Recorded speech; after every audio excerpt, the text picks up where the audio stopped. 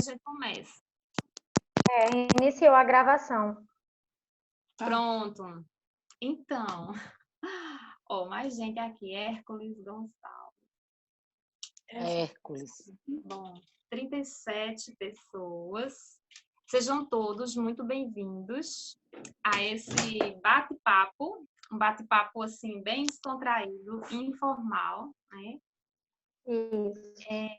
Foi idealizado por mim e pela Adriana, para a gente conversar com os adolescentes, né, com os jovens, com todos que se disponibilizaram alguns minutos ou horas da sua tarde para conversar com a gente aqui.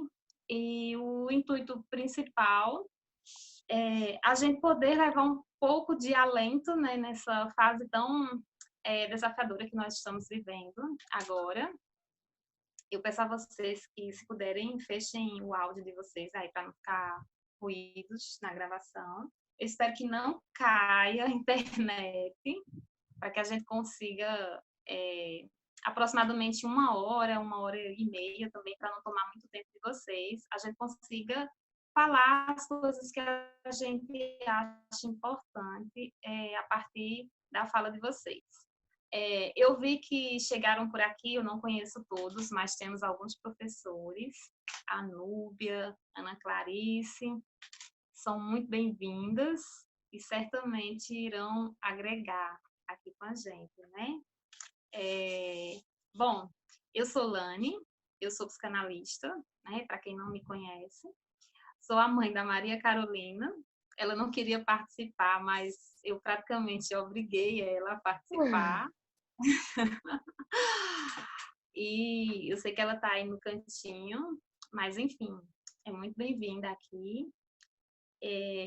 E eu gostaria que a Adriana Dantas se apresentasse. Eu sei que vocês também já conhecem, mas Adriana, se apresenta. Isso. Eu também não conheço todo mundo, mas para quem não me conhece, para quem me conhece, meu nome é Adriana Dantas, eu sou psicóloga. A maioria das pessoas sabe que eu sou de Recife, nascida e criada lá, mas estou morando aqui em Salgueiro desde agosto do ano passado. E eu vim para ficar. E estou aqui para sugarem ao máximo de mim, no sentido de conhecimento, experiência, de vida também. E é isso. Que bom. Então, alguém quer se apresentar? Quer falar alguma coisa inicialmente? Núbia, Ana Clarice, algum professor? Eu quero só dar boas-vindas aos meninos e dizer assim, que a gente está aqui participando desse momento, porque a gente também está precisando, né, interagir com essas pessoas maravilhosas, essas meninas, e também agregar um pouco a nossa vida pessoal, que a gente também está precisando nesse momento, e do jeito que a gente vai perguntar, vocês estão bem? Nesse momento, nós somos todos colegas, viu? Não fiquem inibidos, não, porque a gente está aqui, porque a gente também vai perguntar para as meninas. Viemos para isso também, para aprender com elas, né, um pouco, trocar essas experiências. Então, fiquem muito à vontade com a nossa participação. Então, seja bem-vinda. Mais alguém quer falar alguma coisa? Aproveite o momento. Mais ninguém quer falar? Então, vamos seguir. Bom, a gente se sente muito feliz, né, por esse momento. A princípio, eu disponibilizei um pequeno formulário de inscrição para os alunos e nós recebemos 34 inscrições. Fizemos algumas perguntas como se fosse um termômetro, né, para captar como que eles estão se sentindo, quais são os maiores desafios, o que eles esperam desse momento, né, que é um momento muito desafiador, e que, diante da história da humanidade, eu, no auge dos meus 43 anos, eu jamais imaginei que eu viveria, né, em um tempo onde algo fosse nos acometer de uma forma tão global, né? Então, muitas vezes a gente se debruça nos livros, estuda. O que vocês estão fazendo aí? Nos deparamos com histórias, né? A história da humanidade e quantos acontecimentos, né, já ocorreram e nós fomos capazes de ultrapassar isso, ultrapassar essas dificuldades. Então, eu acredito muito, né, que a humanidade, ela, nesses momentos de crise, a gente tem essa capacidade de se reinventar. Então, acreditando na criatividade que nós temos, né? Ó, vocês dêem licença que eu quero assistir isso aqui. Quase não está batendo. Vou para casa conversando. Estou no áudio. Deixa eu pedir para fechar o áudio aí, quem tiver com o áudio aberto. Então, como é que eu... Pronto, eu fecho para você. Pronto. Maria Eduarda chegando. De vez em quando eu vou ficar de olho aqui na tela para ver se tem alguém para entrar.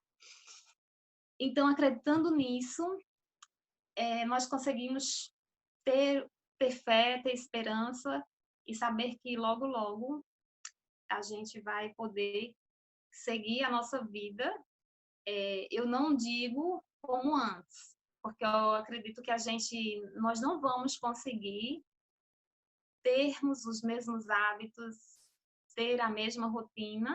Acredito que nós agora estamos voltados para um futuro, mesmo que seja um futuro de muitas incertezas, que isso nos causa insegurança, um temor, justamente porque nós temos, até mesmo como forma de garantirmos, né, a nossa segurança, a nossa sobrevivência, a gente tem muito pavor, né, do que possa nos acontecer. Então, mas acreditando em todas essas possibilidades, a gente tem que mirar o horizonte, mirar o amanhã, mesmo que ainda meio nublado, mas acreditando que o que tiver de melhor vai acontecer, né? E a gente assim vai evoluir de forma positiva, né? Então, na primeira inscrição, tinha uma pergunta, a quarta pergunta que nós fizemos foi a seguinte: se você pudesse mudar o mundo, escreva em apenas uma frase curta o que você faria para tornar o mundo melhor, né? E aí, a primeira pessoa que se inscreveu escreveu assim: na vida existem várias fases e precisamos entender que tudo é questão de tempo, né? Eu concordo plenamente, isso é até uma passagem bíblica, né, que há tempo para tudo. E ela escreve, enfim, tudo passa, basta ter força, fé, esperança e confiar em Deus. Então, eu acredito que nessa pequena frase, né, ela teve a capacidade de ter o discernimento de falar para ela mesma: olha, calma, que tudo passa, e se a gente mantiver a fé, a cabeça erguida, a gente vai conseguir romper todas essas adversidades, né? Então, os professores estão se reinventando, porque a educação à distância, apesar de já ser uma realidade, né, eu mesmo fiz vários cursos de graduação à distância já praticamente há uns 10 anos, mas eu sei que ainda é uma novidade para muitas pessoas. A tecnologia é algo que é muito recente, então todos nós estamos descobrindo esse universo agora, apesar de os nossos filhos, né, eles parecem, ao nascer, já vem com um pré-curso de informática, eles sempre vão estar à nossa frente, né, que eu já me volto para a Carol e pergunto, Carol, como que faz isso? E ela que me ensina alguns detalhes, né? Por mais que eu tenha um certo conhecimento e uma certa jornada já atuando nesse universo, né? Então, sempre há algo para aprender.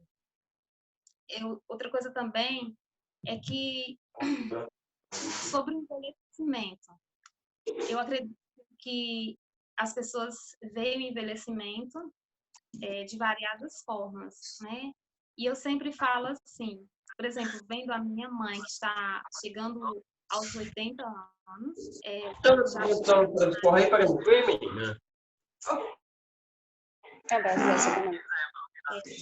Menino.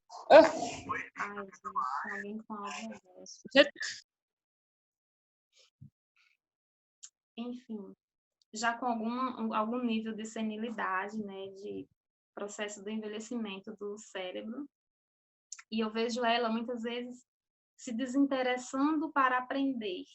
Então, eu acho que o ser humano, sempre que haja esse interesse em querer aprender, né, nós estamos em uma posição favorável para que a gente continue evoluindo, né? E é tão bom que aqui a gente consiga envelhecer de uma forma sábia. Então, tem certas coisas que ao longo dessa jornada as pessoas elas vão ficando com mais idade, vão ganhando maturidade. Então, eu acredito que é muito importante que à medida que a gente amadurece, a gente vai aprendendo algumas coisas. E o que eu acho bem importante é, por exemplo, saber ouvir, saber escutar, né? Ter uma escuta ativa para com o outro. Muitas vezes tomar a postura de simples observadores. Observar, né? Parar e observar. Olhar para as coisas também com neutralidade. Então, muitas vezes, somos tomados pelas nossas emoções e a gente sabe que as emoções, elas é quem regulam o nosso organismo de alguma maneira. E que essas emoções, quando elas não são emoções positivas, são emoções negativas, elas acabam descarregando hormônios, né, produzindo substâncias no nosso organismo que acaba, de repente, quando experimentada por um certo período, né, um período mais longo, como, por exemplo, a ansiedade, isso vai corroindo o nosso sistema, o nosso organismo, e lá na frente a gente pode desencadear processos de adoecimento, até mesmo não só emocional, mas o adoecimento físico. Então, cultivar os hábitos, procurar se conhecer, procurar conhecer as emoções, é algo que também eu acho assim, bem importante. Os adolescentes, hoje, naturalmente são ansiosos. Né? Quem não é ansioso? Existe uma ansiedade. E eu sempre falo, né? Observa em qual período do dia essa ansiedade ela bate mais forte, o que desencadeia, o que você consegue perceber, você tem como antecipar esses momentos, porque a gente sabe que existem alguns gatilhos mentais, né, que desencadeiam alguns processos. Então, quanto mais você se percebe, quanto mais você se permite, se escuta, às vezes o nosso corpo ele acaba nos dando sinais. Recentemente, no final do mês de abril, eu consegui desenvolver uma dengue. E nesse processo, eu comecei a se sentir, na verdade foi a minha 4ª dengue, né? Eu nunca fiz exames assim, a sorologia para definir exatamente, confirmar se foi dengue realmente, mas todos os sintomas indicam, e eu acredito que essa foi a última. Então, inicialmente eu comecei a sentir, né, a moleza, uma febrezinha baixa, e aí de repente isso já desencadeou um gatilho mental por conta da pandemia, por conta do coronavírus, de vir aquele pensamento, meu Deus, está acontecendo com várias pessoas, será que isso não vai acontecer comigo? Será que... Mas com tanto cuidado, eu estou fazendo todos os procedimentos, mesmo antes de que as pessoas começaram a cobrar, usar máscara e tudo, eu já estava tomando as providências, né? Eu cheguei recentemente de uma zona de risco do Rio, bem no meio, quando tudo começou a acontecer, que foi no dia 15 de março.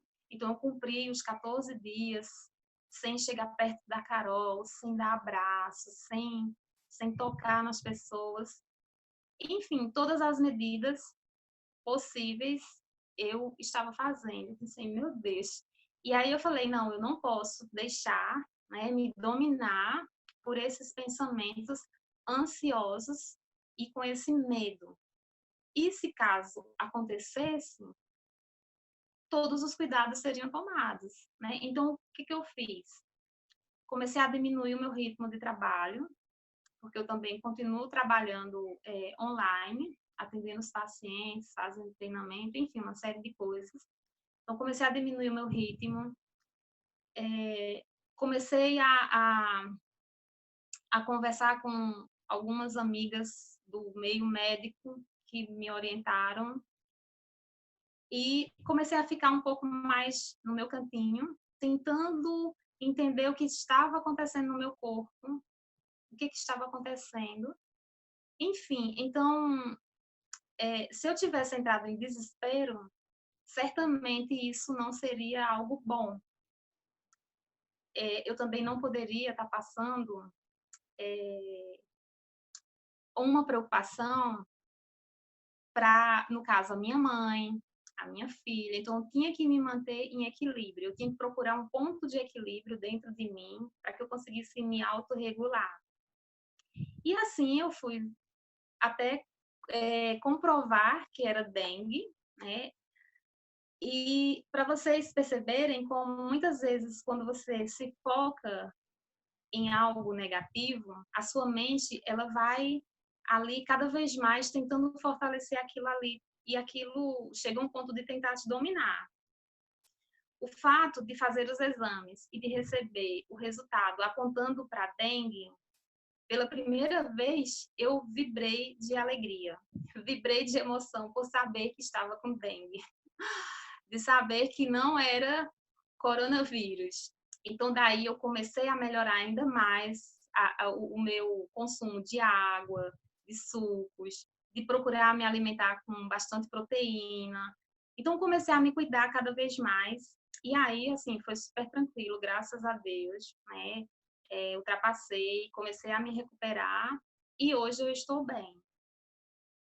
Então, a grande diferença foi justamente essa, de procurar não entrar em desespero. Então, assim, só para vocês terem noção do que as emoções, elas sempre estão ali, reverberando o tempo inteiro. Quanto mais a gente se conhece, mais a gente vai ter essa capacidade de procurar encontrar esse ponto de equilíbrio, né? Eu sei que para todos nós, esse momento ele é muito desafiador, né? Então, eu vou dar oportunidade para que a Adriana fale um pouquinho sobre como ela está vivendo esse momento e, na sequência, vocês também vão poder falar. Ok? Isso. Oi. Posso falar? Ah, posso. Eu anotei aqui, assim, enquanto a Lana estava falando, duas lembranças que eu tive. E quanto a essa questão da quarentena, para mim, logo no comecinho, quando eu comecei acho que eu tinha assistido no jornal, tantas mil pessoas tinham morrido, acho que foi na Itália, se eu não me engano, não lembro agora o local. E quando eu fui dormir, eu tive uma crise de choro muito grande, tive uma crise de choro. E meu esposo até, porque eu, assim, eu não sou de estar chorando, e ele até perguntou se eu estava chorando, por que eu estava chorando. E aí eu falei para ele, né, por conta da questão de tantas pessoas morrendo, e que eu estava orando para que Deus tivesse misericórdia daquelas pessoas e tal. Então, assim, eu posso dizer que nesse dia eu fui lá no fundo do poço, emocionalmente falando, e me permiti, assim, eu fiquei muito preocupada, eu fiquei muito triste, eu imaginei a dor daquelas famílias e tal. E depois eu fiquei muito mal, assim, eu fiquei com aquele sentimento de o que é que vai acontecer amanhã, eu sou muito impotente, eu não posso fazer nada, e as coisas estão fora do meu controle, do controle de todo mundo, na verdade. E é como se eu tivesse me afundado emocionalmente por um momento. Mas por que eu estou compartilhando isso? Primeiro que é super normal e super natural. Somos seres humanos. Eu gosto muito de falar para os meus pacientes no consultório que por trás de um psicólogo existe um ser humano que chora, que ri, que sente raiva, que sente tristeza.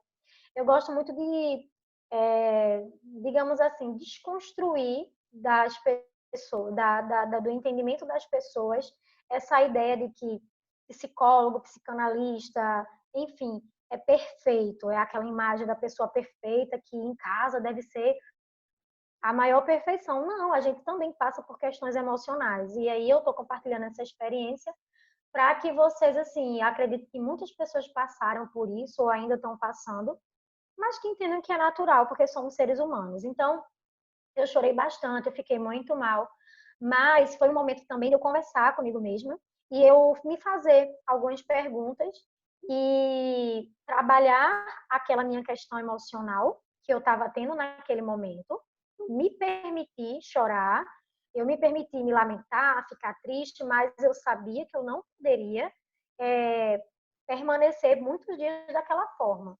Então, eu consegui trabalhar aquela questão dentro de mim e depois eu comecei a me perguntar o que estava no meu alcance que eu poderia fazer. Então, assim, o que eu poderia fazer? Vai falar alguma coisa, Lani? Ah, não. Eu pensei que Lani tinha falado alguma coisa. Então, assim, eu peguei aquela situação. Ah, tranquilo. Ok. Então, eu peguei aquela situação que aparentemente construísse e não me destruísse. Então, eu comecei a perceber o que eu posso fazer, o que está ao meu alcance durante essa questão aí da alcance. Então, o que está ao meu alcance, eu não posso me permitir me afundar emocionalmente naquilo ali, porque senão eu vou me desgastar. Por exemplo, então eu passei a ver menos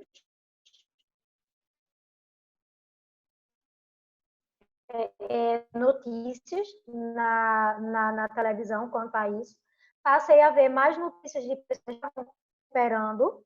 Entendi que eu posso me lamentar, claro, famílias que perderam seus entes queridos, mas eu tenho que trabalhar o meu emocional, que eu não posso vivenciar profundamente a dor do outro ao ponto de que aquilo me afunde, emocionalmente falando.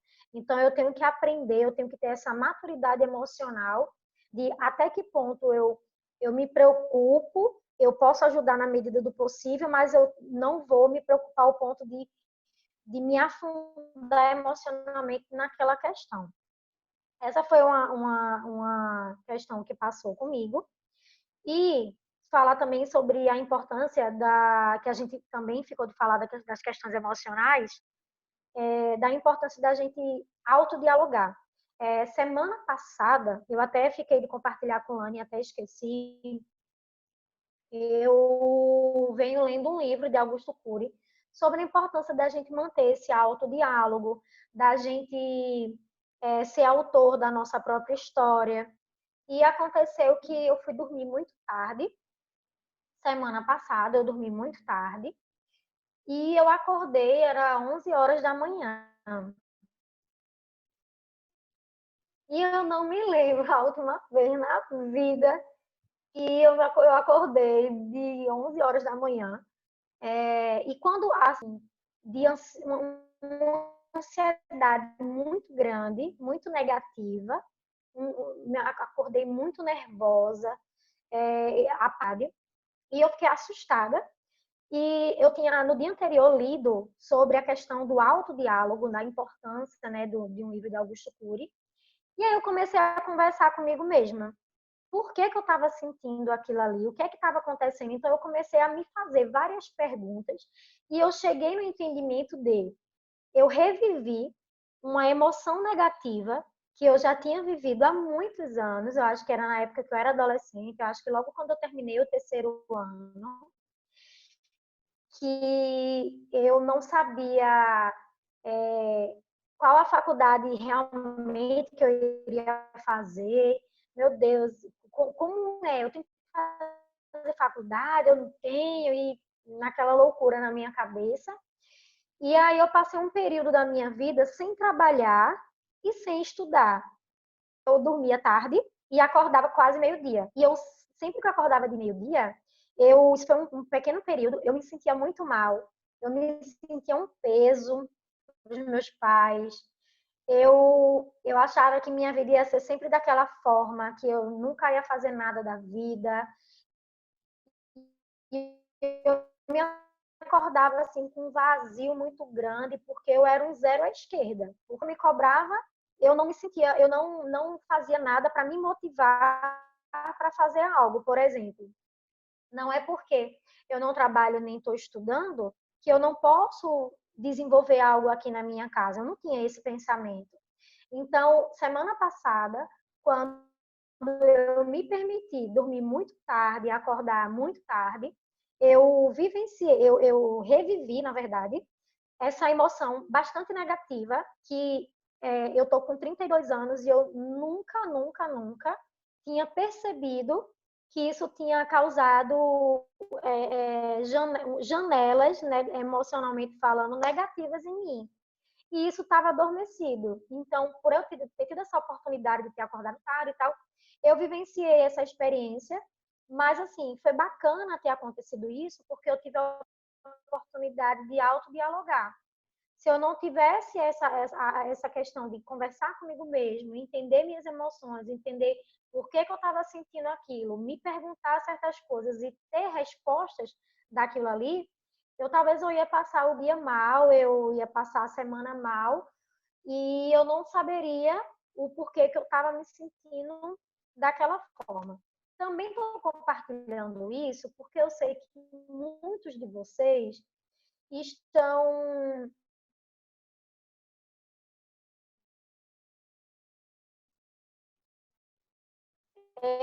passando por questões parecidas, mas diferente de mim ou não sei. Eu acordo tarde, eu estou acordando diferente do horário que eu sempre acordo e estou me sentindo muito mal. Eu acordo com angústia, me acordo me sentindo que eu não, sei lá, eu não tenho valor de alguma coisa, não sei. Se algum de vocês passa por isso, vocês vão poder compartilhar.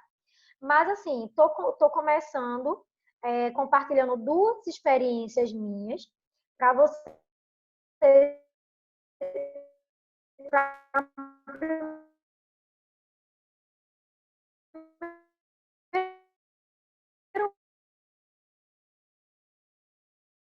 mostrar que sou ser humano, independente da minha fala, sempre criticar e duvidar os nossos pensamentos. Principalmente agora nessa quarentena.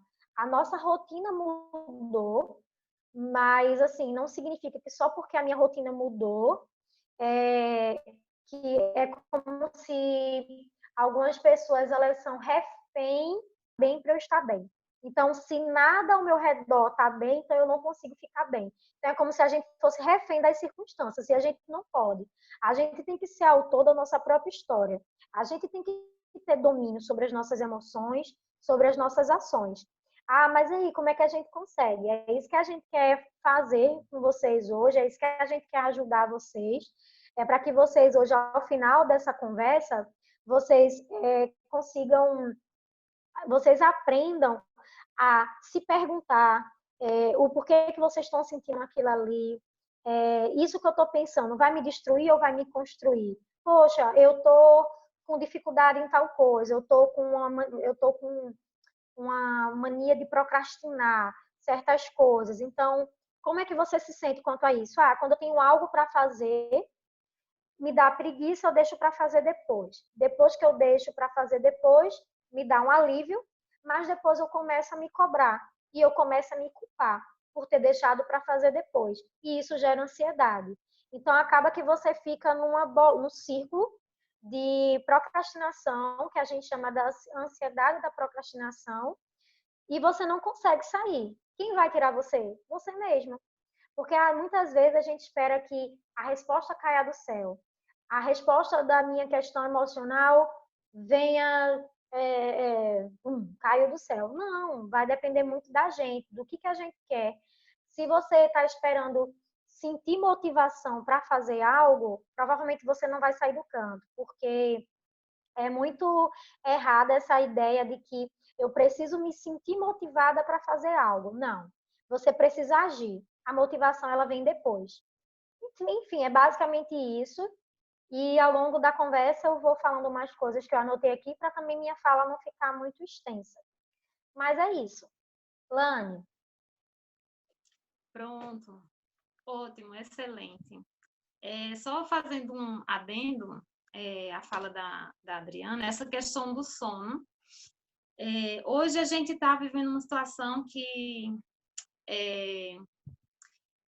essa questão do sono está acometendo muitas pessoas, né?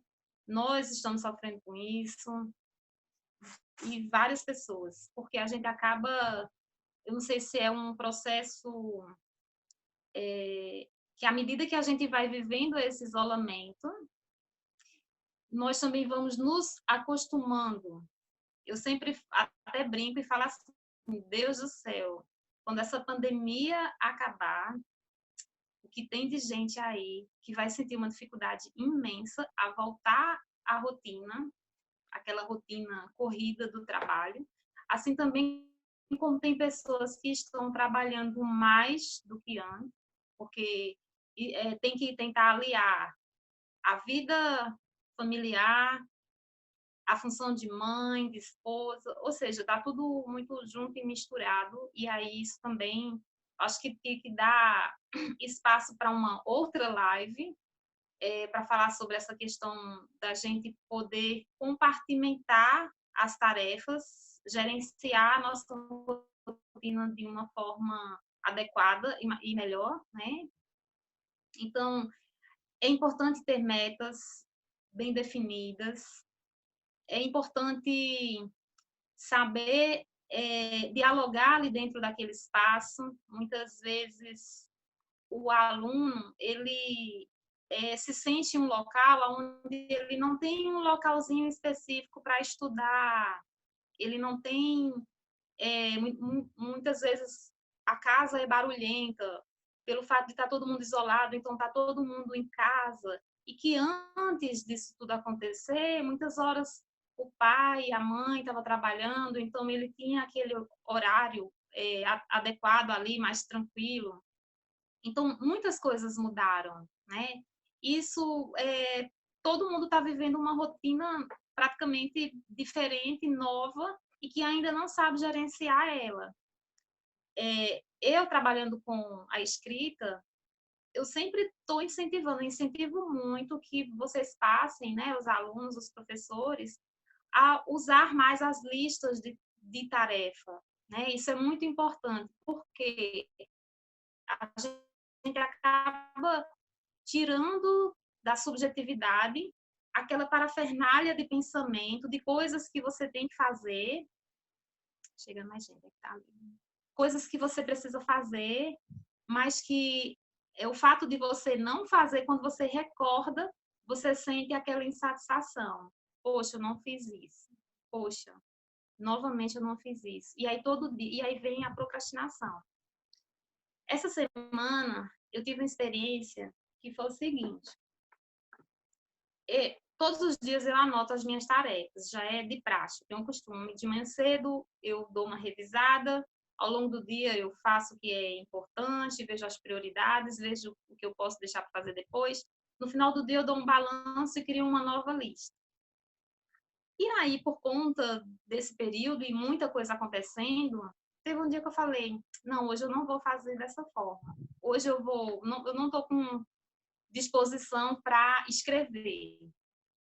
Vou gravar um áudio e amanhã eu escuto o áudio e eu anoto. E aí comecei a gravar o áudio, gravei e pronto.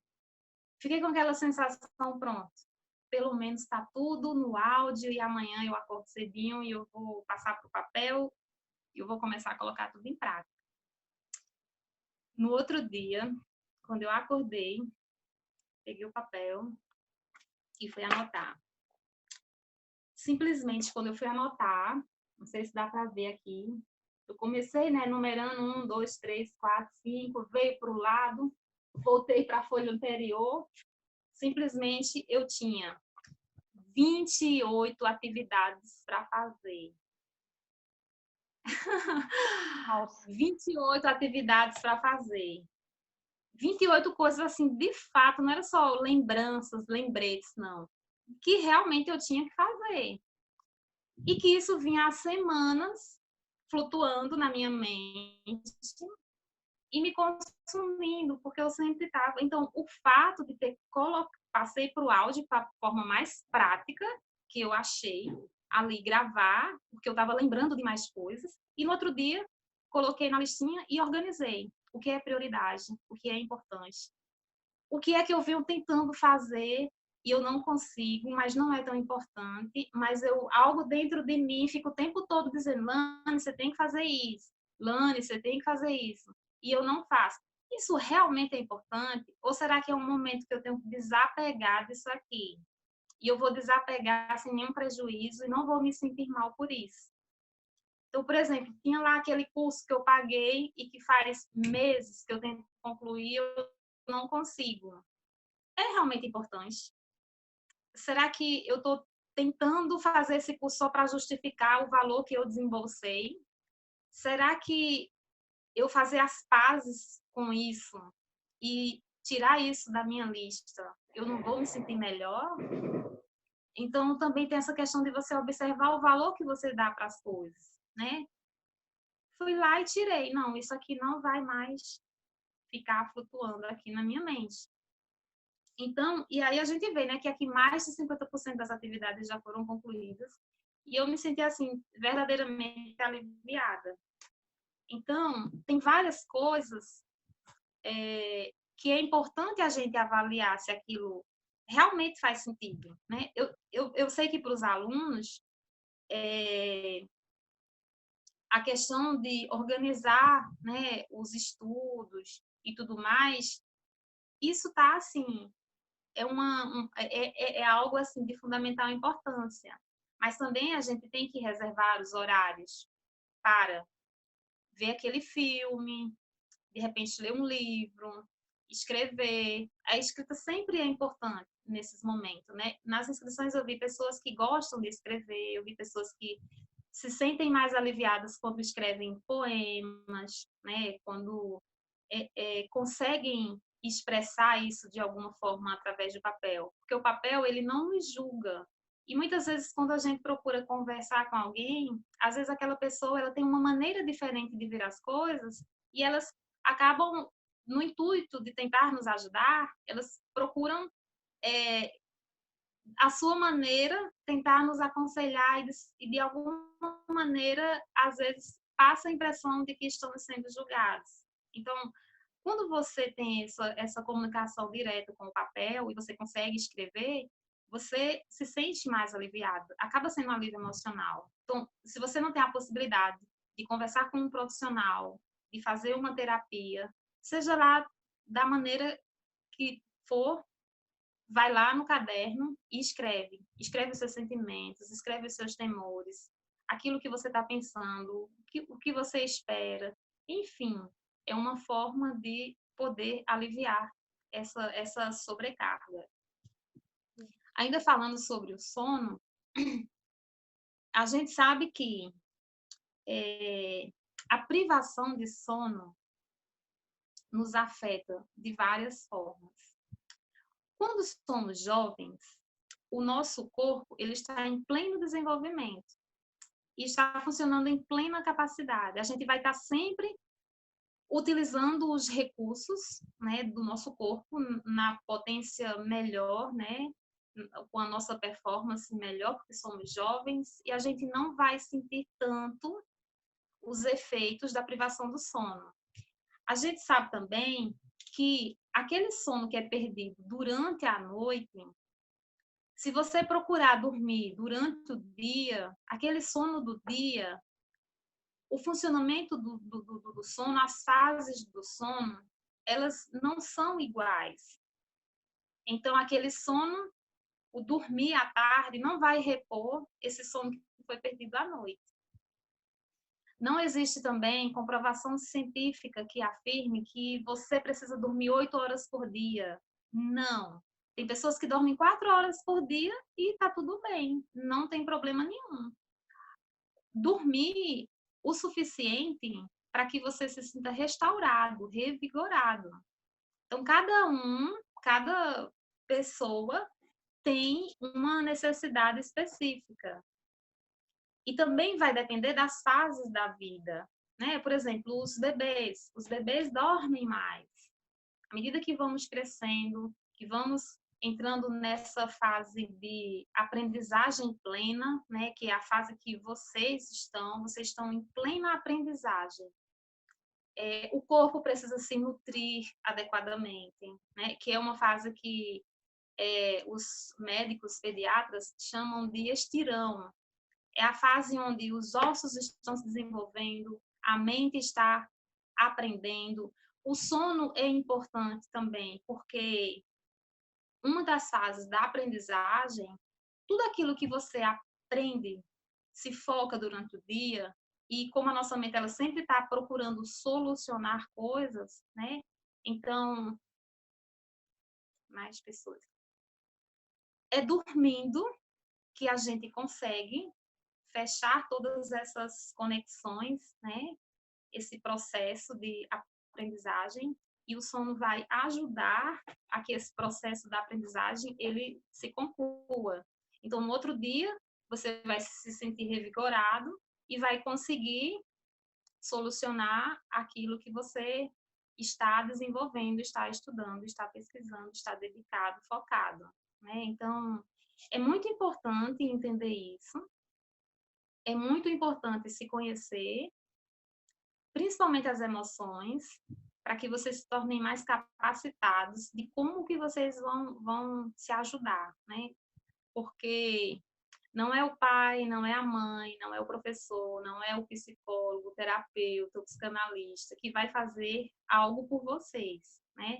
Só a gente é quem tem essa capacidade de poder nesses momentos difíceis, desafiadores que nós estamos vivendo, é que temos essa capacidade de buscar forças e se sobressair diante de tudo isso que está acontecendo, né? Inclusive, está criando aí essa rotina saudável de estudo, de lazer, de convivência, ok? Alguém quer falar alguma coisa? Lani, Algum dos alunos? antes das pessoas falarem, eu estou me intrometendo aqui. Não, é assim, porque eu lembrei, enquanto você estava falando, eu lembrei de uma experiência que eu tive com uma paciente, acho que foi essa semana. E só para compartilhar, que é uma aluna do Erensal, e eu acho que é bem pertinente compartilhar. Tem uma pessoa que eu acompanho, né, uma aluna de lá, e aí ela disse assim, eu vou surtar em casa, eu não aguento mais, eu tô surtando. Mas tá surtando tá quase surtando em casa por quê? Por conta do relacionamento com o pai, relacionamento com a mãe e relacionamento com a irmã. Ok. Só que quando as aulas estavam normais, no Erensal, como é uma rotina de que a pessoa estuda de manhã e de tarde, que eu digo para as minhas pacientes do Erensal, é a mesma rotina que você vai ter quando se formar e começar a trabalhar. É estudar, quando estiver na faculdade vai trabalhar e estudar, e quando se formar vai trabalhar o dia todo. Então, veja por um lado positivo da rotina do Erensal, que eu particularmente eu acho muito bacana. Veja por um lado positivo, você já está se preparando para o seu futuro, que vai ser assim sua rotina mesmo, é sair de manhã de casa, chegar de noite, e a nossa vida é assim. Então, quando eu atendia ela antes da quarentena, ela chegava às vezes e dizia assim, que não estava suportando mais ir para a escola.